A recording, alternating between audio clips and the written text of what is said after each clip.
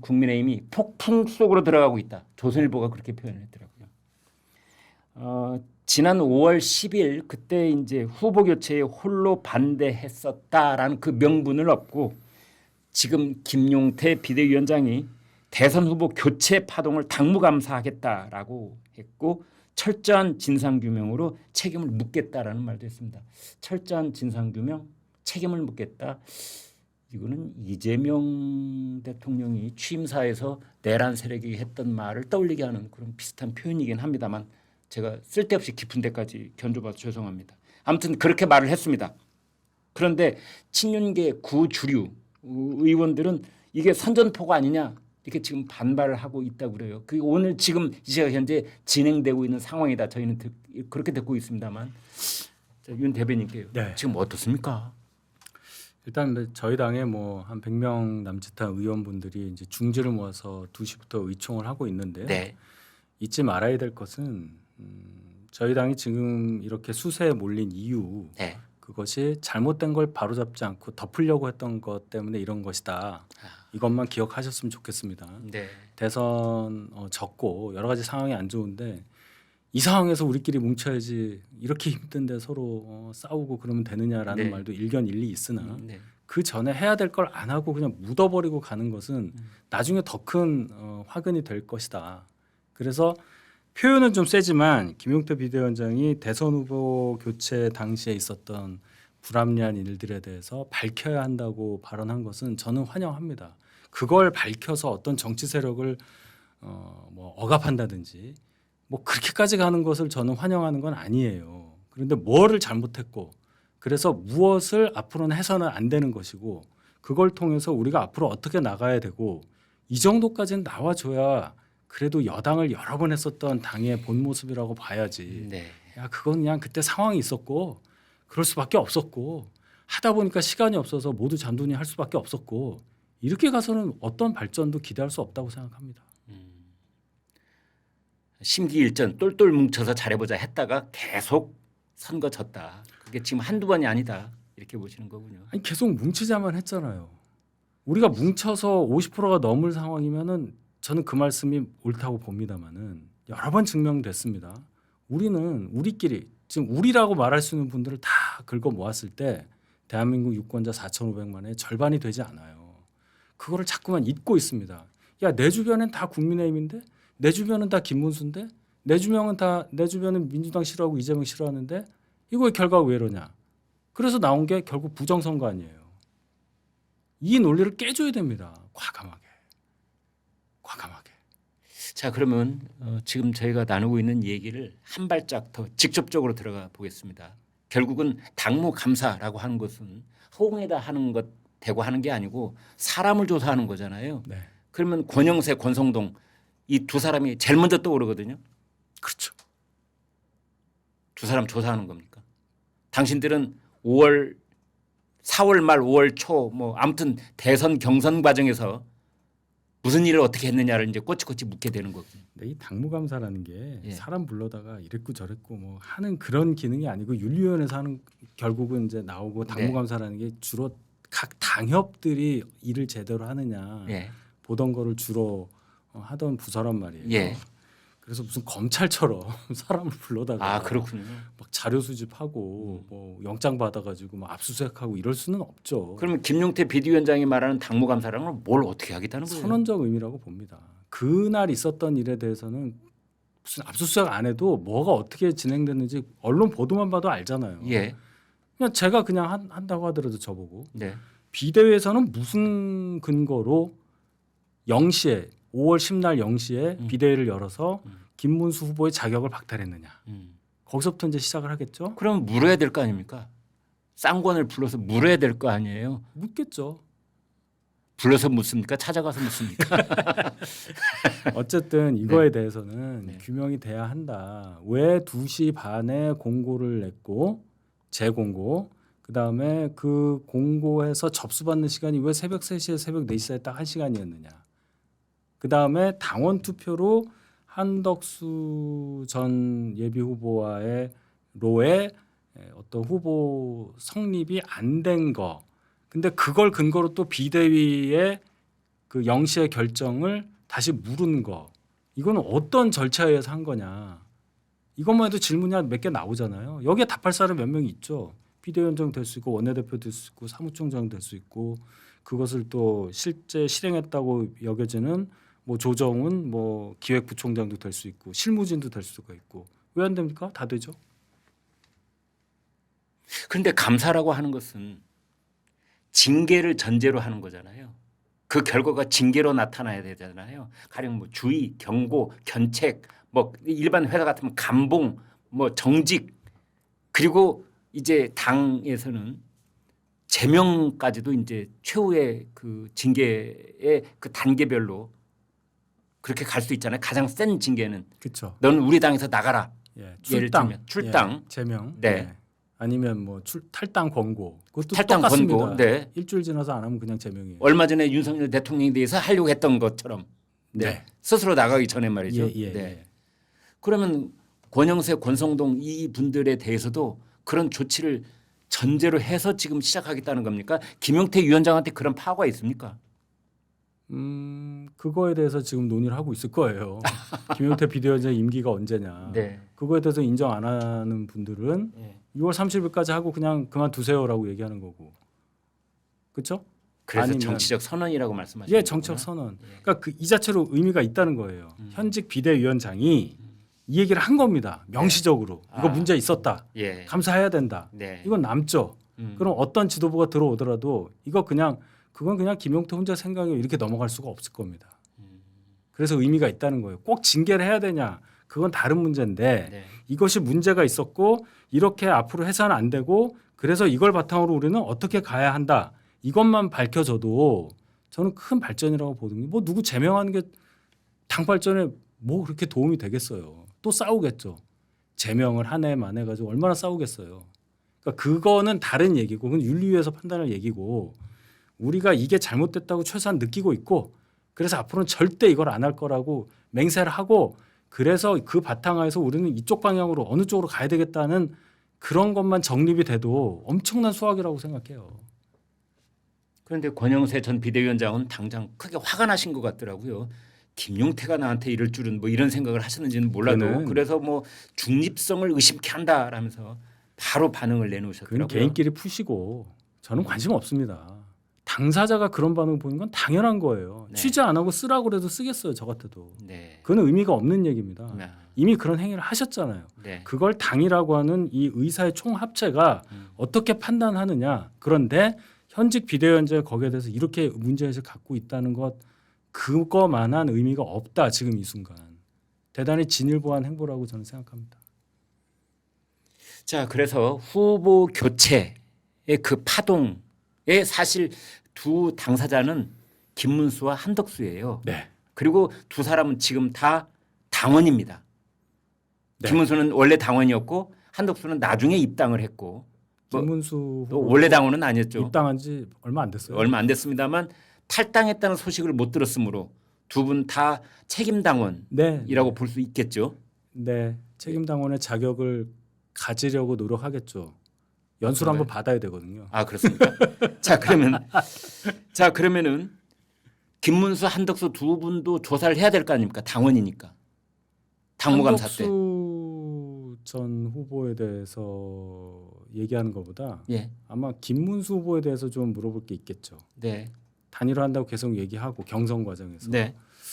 거기에 힘입어서 그 약속이라는 거 계약서 쓴 건 아니지만 네. 그 약속에 의해서 당선됐다고 보는 시각이 많은데 네. 거기에 대해서 정치적으로 해명을 해야죠. 본인이 자꾸 부인하잖아요. 음.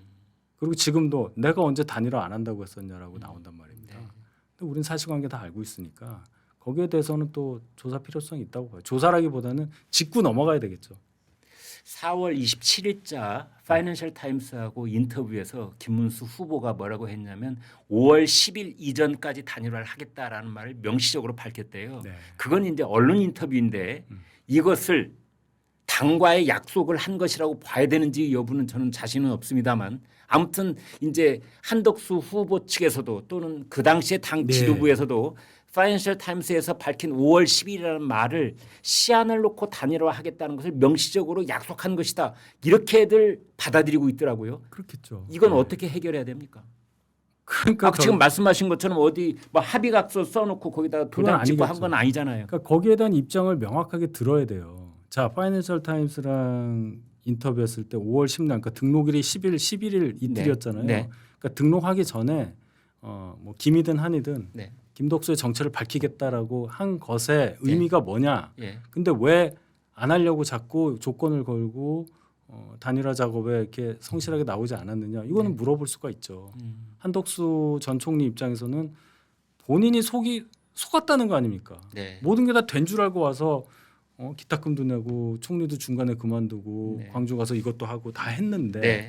결국 얻은 게 없으니까 저 얼마나 심사가 뒤틀렸겠어요. 네. 그런 거는 뭐 당에서 책임 있는 어떤 뭐 조사의 권한을 받은 분이 정치적으로 해결을 해줘야죠. 아니면 김문수 후보가 얘기하면 됩니다. 그때는 왜 내가 이런 얘기를 했었고 뭐 이런 구구절절 얘기를 좀 해야 되겠죠. 근데 저희가 이제 밖에서 보기에는 지금 당에서 김문수 전 후보한테 한덕수 전 후보한테 찾아가 가지고 이런 것을 좀 책임 있게 묻고 답변을 얻어내고 할 수 있는 그 누가 누구냐 이 말이죠. 그런 사람이 누구일지 잘 안 보이고 김용태 비대위원장이 그 일을 할 수 있을까 좀 걱정도 되고 뭐 걱정할 바는 아닙니다만 당에 당무감사위원장이 있어요. 그분이 하면 되죠. 아 그렇습니까? 그럼 하면 되죠. 뭐 사람 없어서 그거 못 하겠습니까?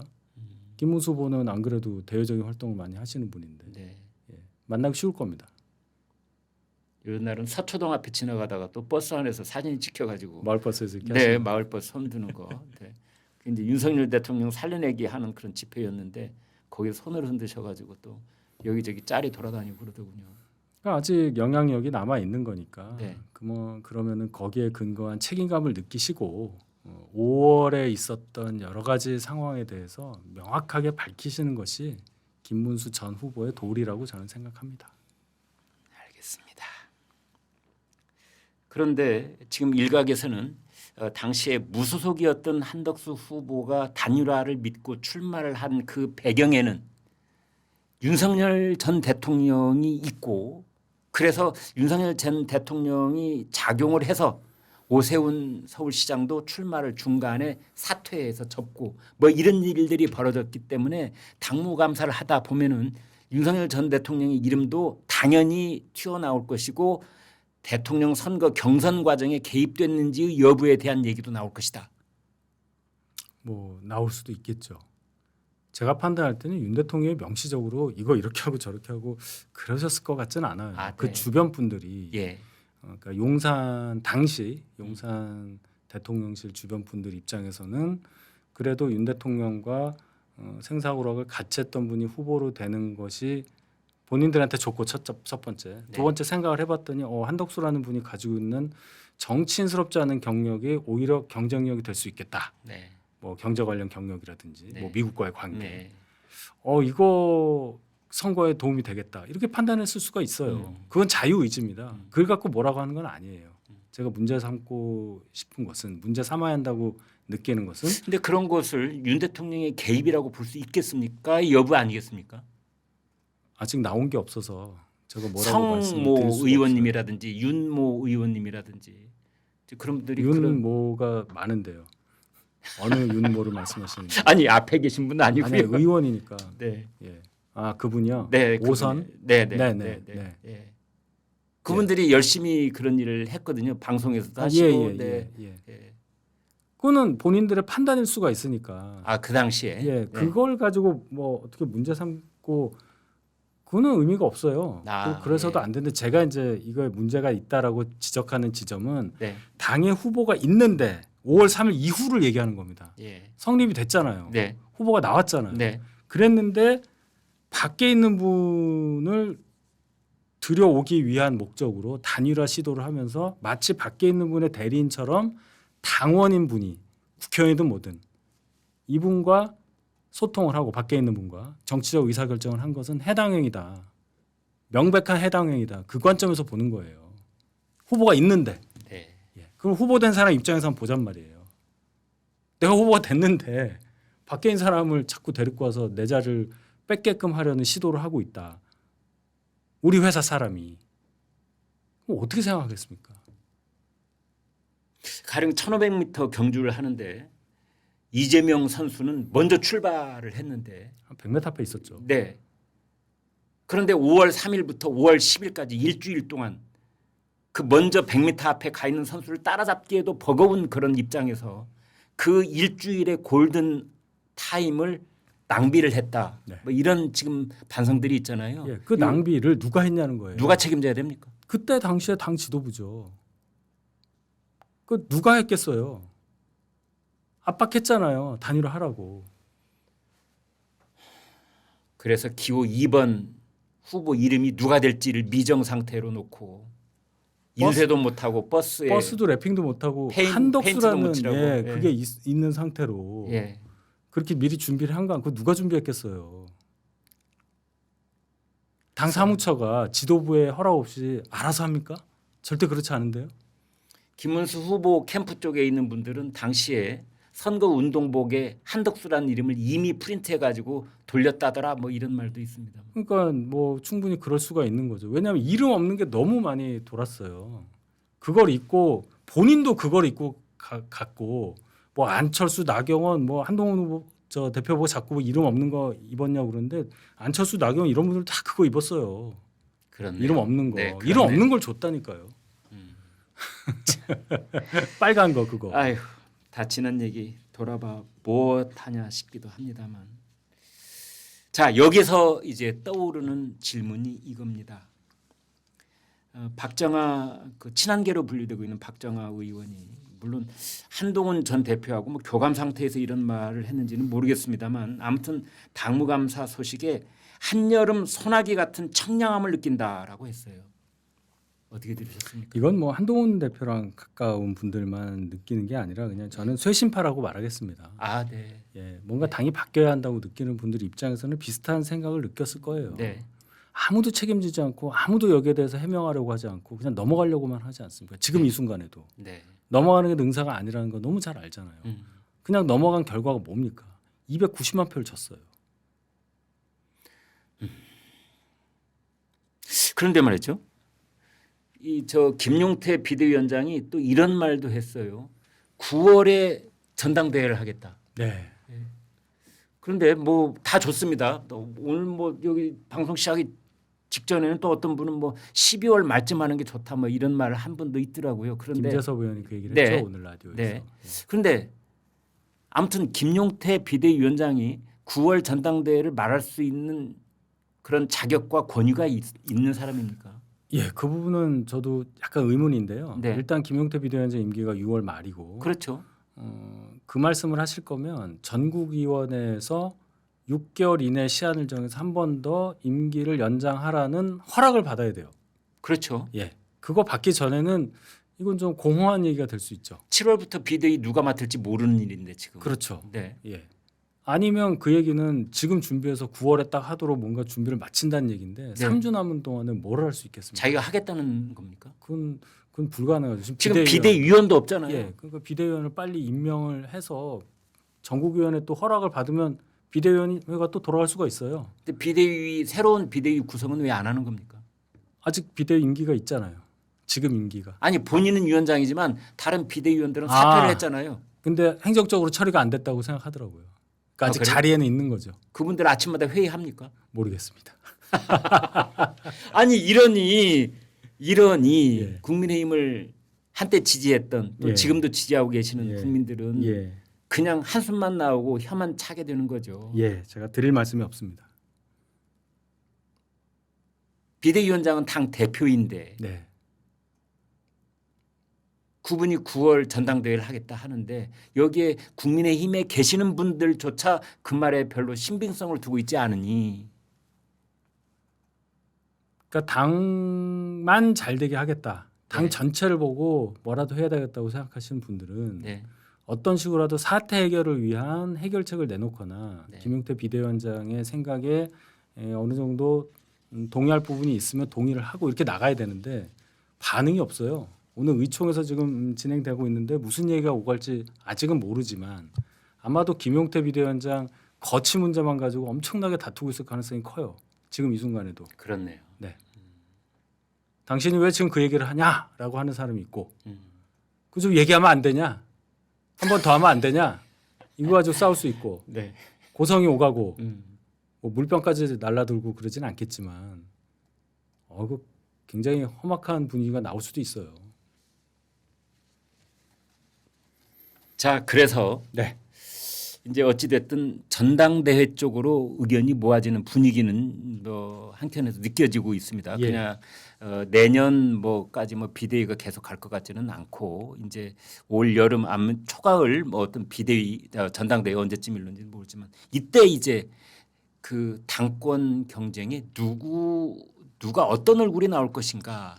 역시 41.15%를 얻은 김문수 대선 후보, 이분이 앞자리가 3자였다면 지난번에 말씀하신 것처럼 3자였다면 아마 그런 생각 안 하려는지 모르는데 4자를 얻었으니 나오려고 할 것 아니냐. 한덕수 전 대표도 이제 거론되고. 제가 볼 때 한덕수 전 총리는 정치 생각이 없어질 것 같고요. 아, 참 죄송합니다. 한동훈 전 대표. 제가 방송마다 두 분 이름이 항상 헷갈려가지고 지적을 매번 당하는데 또 그랬네요. 네. 한동훈 전 대표. 갑자기 확 바뀌어가지고. 죄송합니다. 김문수 전 후보 같은 경우는 앞에 3자든 2자든 나오실 것 같아요. 그거와 그래요? 관계없이. 관계없이. 예. 그 숫자가 낮으면 낮을수록 당의 어떤 그 후보 단일화 관련한 논란 때문에 벌어졌던 일주일 그것 때문에 내가 그렇게 됐다 이런 논리가 성립할 수가 있어요. 벌써 비슷한 얘기 하십니다. 해단식 때 그렇죠. 큰 절을 하면서 네. 나는 그래서 뭔가 자성찰의 말씀을 많이 하실 줄 알았더니 그게 아니고 국민의힘을 굉장히 나무라하셨더라고요. 그렇죠. 선거 전에 하실 만한 말씀을 선거 직후에 하시는 또 그런 경우도 있었잖아요. 네, 해단식에서 듣는 말치고는 그렇죠. 그것도 그건 해단식이 아니라 네, 어떤 출정식 같은 느낌. 네. 그리고 또 그 다음 날 김문수 캠프 해단식에서는 또 다른 말씀을 하셨단 말이에요. 아 그래요. 예. 네. 나를 당 대표하라고 당권 경쟁에 밀어넣는 것은 쓰레기 더미에 맞아요. 들어가게 또 하는 그러니? 것 같다. 도대체 그분의 지금 마음은 어디에 가 있습니까?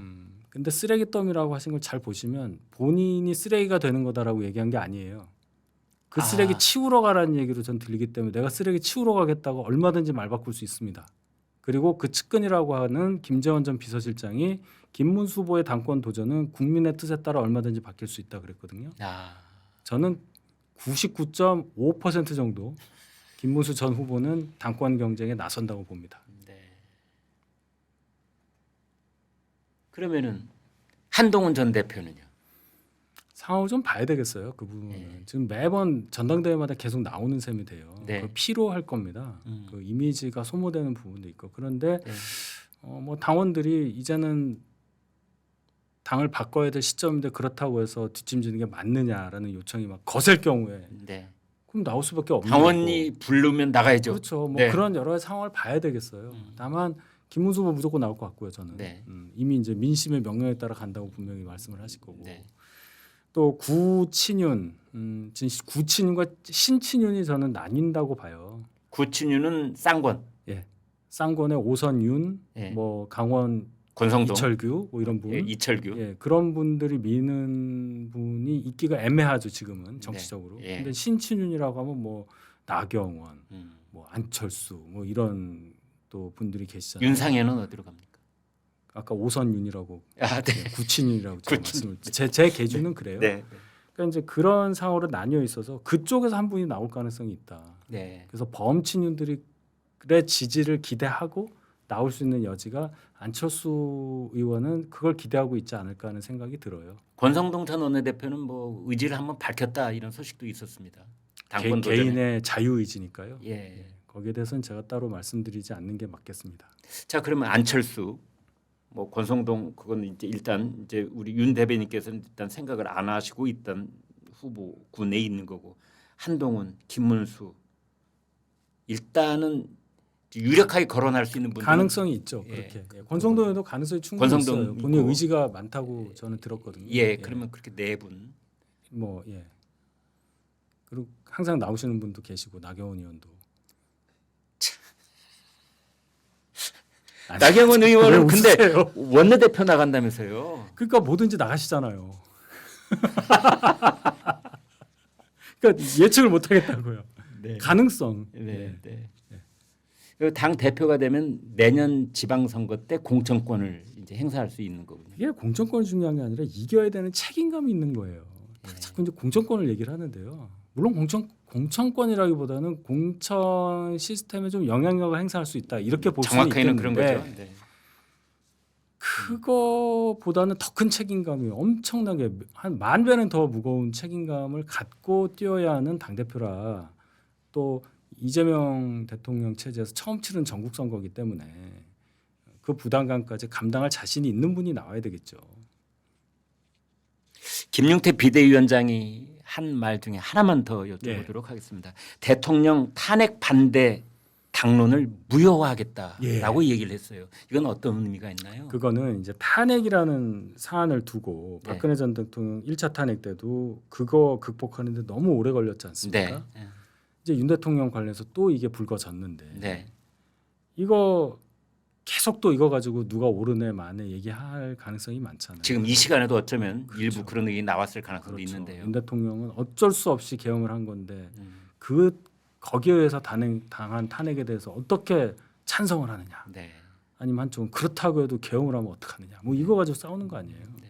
그러니까 아예 당론 자체가 없다고 하면 싸우는 건 개인적인 일이 되는 거예요. 그렇게 되면 당론을 갖고 싸운다고 하게 되면 당원이 맞느냐 당에서 나가라 네. 당신이 나가라 네. 이렇게까지 비화되니까 그 갈등의 소지를 없애는 기술적인 방법으로 당론으로 탄핵을 반대했다는 것 자체를 무효하자. 그게 소급해서 가능합니까? 생각을 소급하면 됩니다. 형식적으로 갖춰야 될 거 아닙니까? 그때 당론으로 정했으면 정치는 뭐든지 가능하죠. 이재명 대통령 보세요.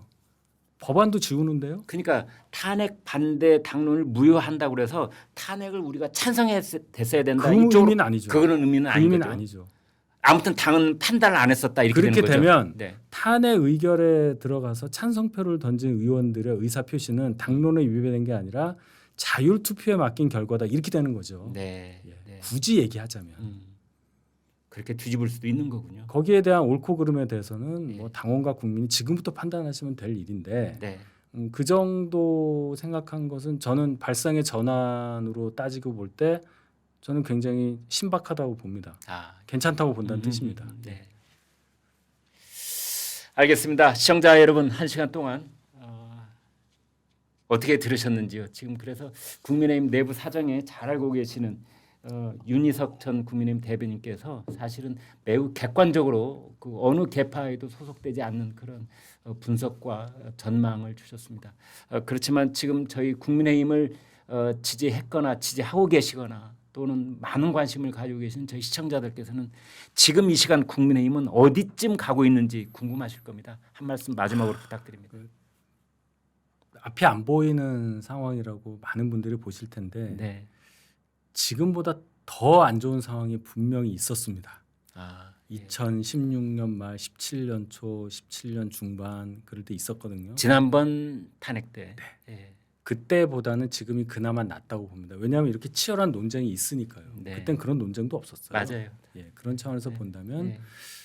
그래도 시간이 조금 주어지면 조금 더 기대할 수 있는 모습을 저희가 보여드릴 수 있는 기반은 마련될 수 있지 않을까.